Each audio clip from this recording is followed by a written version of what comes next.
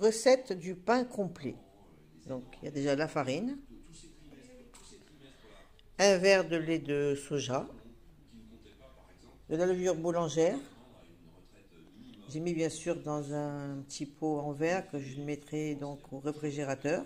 J'ai commencé à préparer, donc j'ai rajouté un verre d'huile, du sel, donc la levure boulangère bien sûr, un œuf, et là je vais rajouter le lait de soja.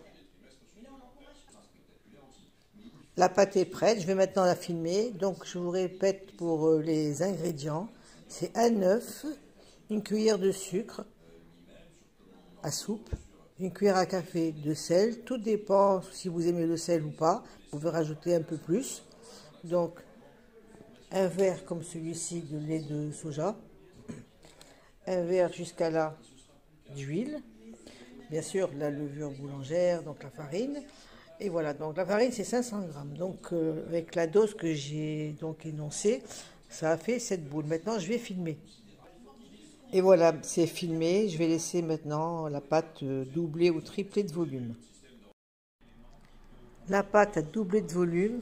Je vais maintenant la dégazer et former les petits pains.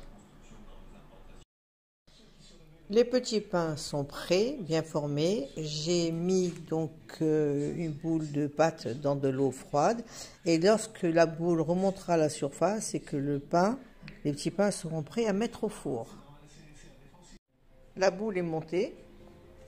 Et maintenant, voilà mes pains que je vais passer au four, donc à chaleur tournante, à 180 degrés.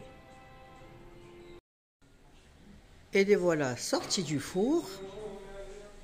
Et comme il restait un petit peu de pâte et que le plateau était plein, j'ai fait deux petites pitas comme ça.